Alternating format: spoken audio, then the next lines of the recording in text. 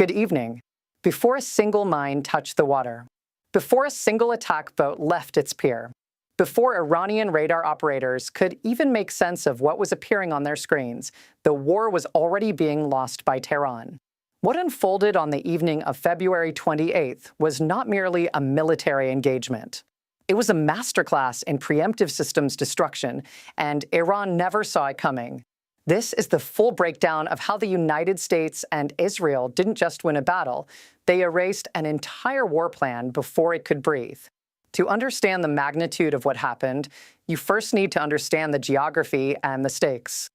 The Strait of Hormuz is a narrow maritime passage sitting between Iran to the north and Oman and the United Arab Emirates to the south. At its narrowest point, it spans roughly 33 kilometers. In the broader context of world geography, it is barely a scratch on the map. But economically, strategically, and geopolitically, it is one of the most consequential corridors on the planet. Approximately 20% of the world's daily oil supply passes through this waterway. Every single day, dozens of tankers carry crude oil, liquefied natural gas, and petroleum products from Gulf states, Saudi Arabia, the UAE, Kuwait, Iraq, and Qatar through this passage to markets in Asia, Europe, and beyond. Disrupt that flow, even temporarily, and you don't just inconvenience shipping companies. You send shockwaves through the global economy. Energy prices spike. Supply chains buckle. Inflation accelerates. Governments panic. Iran has understood this leverage for decades. The Strait of Hormuz is not merely a geographic feature for Tehran. It is a loaded weapon aimed at the world economy, and Iran's finger has long rested near the trigger. It doesn't even need to fully close the strait to cause damage. The mere credible threat of closure is enough to push oil markets into frenzy. A few naval mines laid in the shipping lanes. A handful of fast attack boats harassing tanker traffic. That's all it takes to turn the Strait of Hormuz from a global highway into a no-go zone. This is the backdrop against which the events of late February must be understood. Iran had a plan. It was a plan years in the making. And it was about to be destroyed, not by superior numbers, not by brute force alone, but by something far more precise and far more devastating: the systematic dismantling of Iran's ability to see, think, communicate, and act. Iran's military planners are not naive. They have spent decades studying American military doctrine and developing asymmetric responses to it. They know they cannot match the United States in a conventional naval battle. They know their air force is aging, their conventional warships are vulnerable, and their surface-to-air missile batteries, while numerous, are not invincible. So Iran built a different kind of war plan for the Strait, one designed to exploit the weaknesses of a powerful but complex adversary. The core concept was straightforward. In the event of a major military confrontation, Iran would absorb the initial American and Israeli airstrikes, survive the opening phase of the conflict, and then pivot to the maritime domain. The real weapon was not an aircraft carrier or a sophisticated missile battery. It was the Mosquito Fleet. The Mosquito Fleet is Iran's answer to American naval dominance. Instead of building a small number of large, expensive warships that can be easily targeted and destroyed, Iran invested in a massive fleet of small, fast, relatively cheap attack boats. Vessels like the Ashura class, the Tariq class, and modified Boghammer-type boats armed with heavy machine guns, rockets, and anti-ship missiles. Many of these vessels look almost identical to civilian fishing or commercial boats, making identification and targeting considerably more difficult. The plan for the strait was elegant in its simplicity. Deploy dozens of these small boats simultaneously. Overwhelm American defensive systems through sheer numbers. Create confusion. Then, under the cover of that chaos, begin laying naval mines in the shipping lanes. And those mines deserve particular attention because they represent perhaps the most cost-effective weapon of economic disruption in modern warfare. Iran is estimated to possess between 2,000 and 6,000 naval mines. That is a staggering stockpile for a single waterway. These are not all the same type of weapon. The simpler variety are contact mines, devices that float just below the surface and detonate when a vessel physically strikes them. They are old technology, dating back over a century, but they remain devastatingly effective. A single contact mine can tear a hole in the hull of a supertanker, spilling millions of barrels of oil and sending the vessel to the bottom. The more advanced category are bottom mines, devices placed directly on the seabed in shallow waters. These don't wait for direct contact. Instead, they use acoustic sensors to detect the mechanical noise signature of a passing vessel, the unique combination of sounds produced by a ship's engines, propellers, and hull movement, and detonate accordingly. They are patient, invisible, and nearly impossible to detect without dedicated minesweeping operations. Now consider the delivery method. A small attack boat approaches the shipping lane under cover of darkness. The crew reaches the designated GPS coordinates. They roll the mine off a metal rail at the boat's stern. The whole process takes seconds. Then they accelerate back toward the Iranian coastline before any defensive response can be organized. One boat, 3 mines, 3 minutes, and a critical shipping lane becomes potentially unusable until an expensive, dangerous, and time-consuming mine clearing operation is completed. Scale that up. 30 boats, 90 mines, laid across the narrowest points of the strait in a single night. The economic and psychological impact would be immediate and severe. Insurance rates for tankers passing through Hormuz would explode overnight. Shipping companies would reroute their vessels on enormously longer and more expensive paths around Africa. Oil prices would surge, and Iran would have successfully weaponized the strait without firing a single shot at an American warship. This was the plan. This was what Tehran had invested in, trained for, and prepared to execute. It never got the chance. The evening of February 28th represents one of the most significant demonstrations of integrated, preemptive, multi-domain military operations in recent history. What the United States and Israel executed that night was not a conventional airstrike. It was surgical deconstruction of an enemy's ability to function as a coherent military system. It began in the electromagnetic spectrum, invisible, silent, and absolutely devastating. Approximately 30 minutes before the first strike aircraft reached their targets, 18G Growler electronic warfare jets took up positions between 50 and 100 miles from Iranian territory. The Growler is not a fighter in the traditional sense. It doesn't carry bombs designed to destroy physical targets. Its weapon is the electromagnetic spectrum itself. In the rear seat of each Growler sits an electronic countermeasures officer, an ECMO, whose job is to operate the aircraft's sophisticated jamming systems in real time. The Growler can identify the specific radar frequencies Iranian air defense systems are operating on, focus concentrated jamming energy on those frequencies, and essentially drown them in electronic noise. What appears on an Iranian radar operator's screen is no longer a clear tactical picture.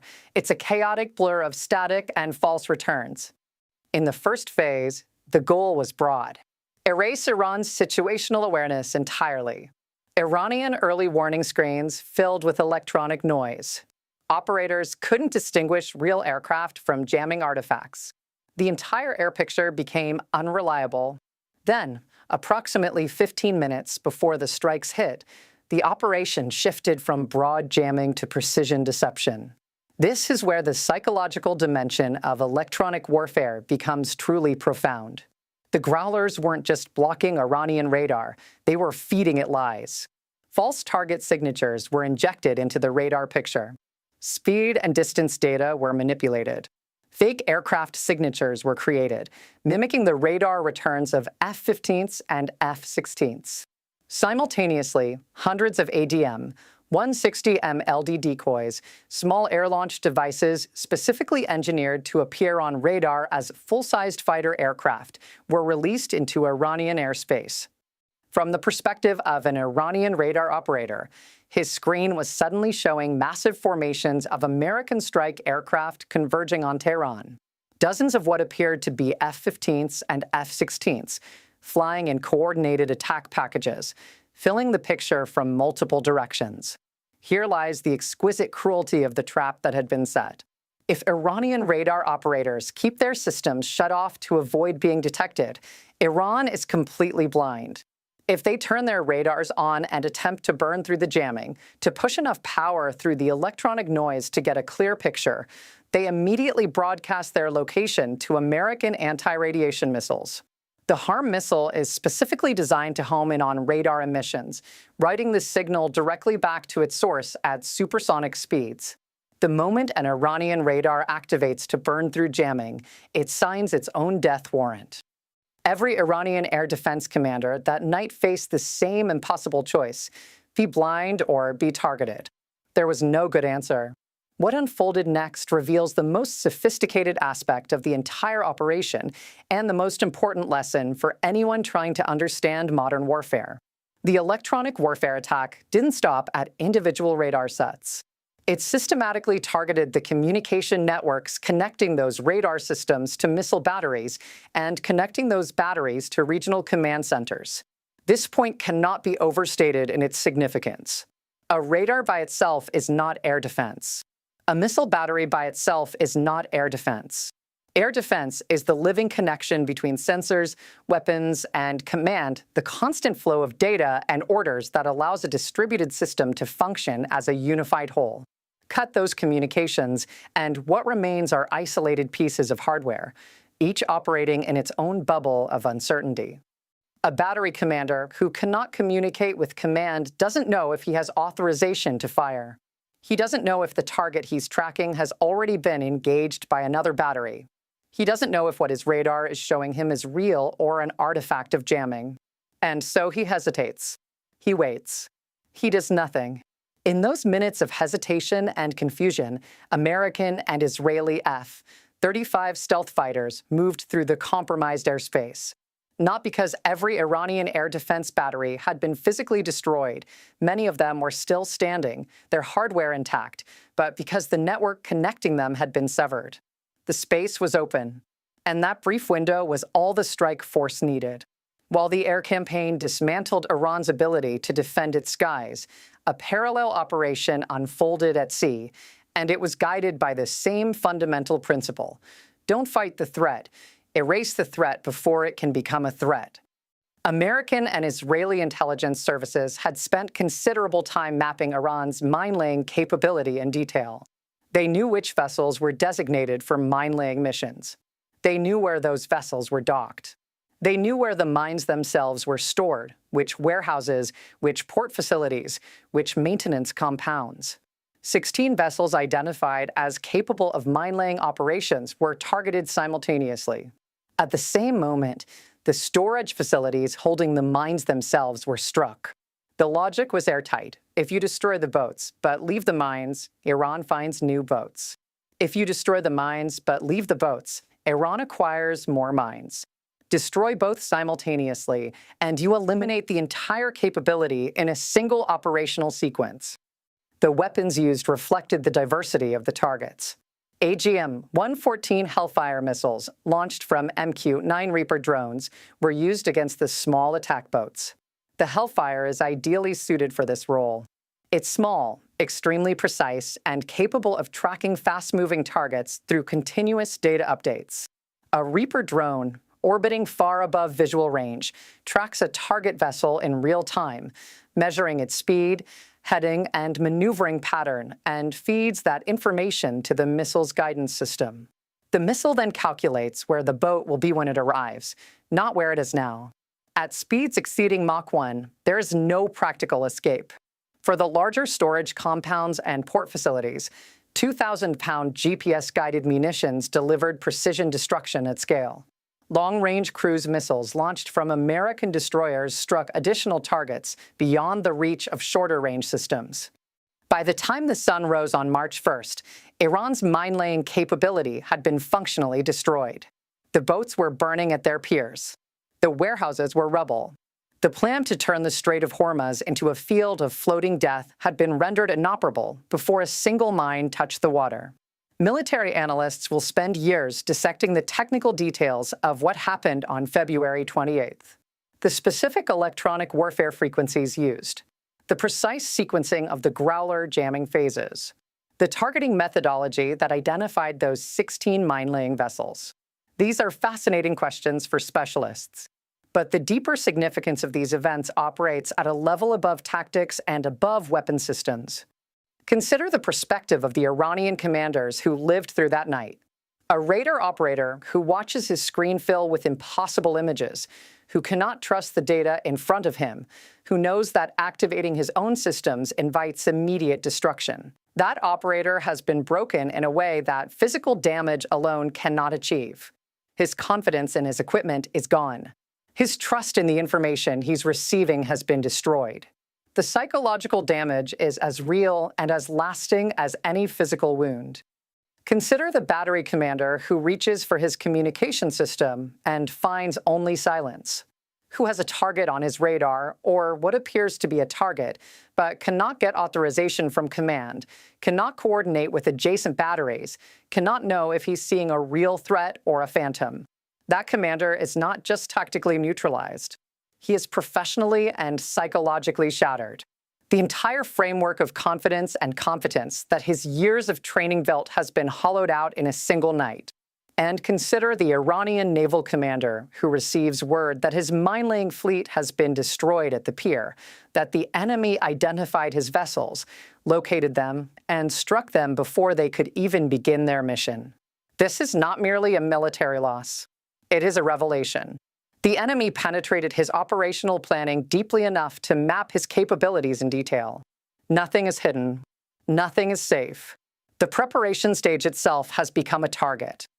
This is what strategists call cognitive defeat, the erosion not just of an adversary's physical capabilities, but of his confidence in his own ability to understand the battlefield, form coherent plans, and execute them successfully. There is a broader pattern here that extends far beyond a single night of strikes. Authoritarian regimes like the Islamic Republic of Iran derive enormous political legitimacy from projecting an image of power, control, and strategic confidence. The regime tells its population, and more importantly, tells its own military and political elite that it holds the initiative, that it can choose when and how to escalate, that its threats carry credible weight in the calculations of its enemies, that the supreme leader and the IRGC command possess strategic tools that guarantee the regime's survival and influence.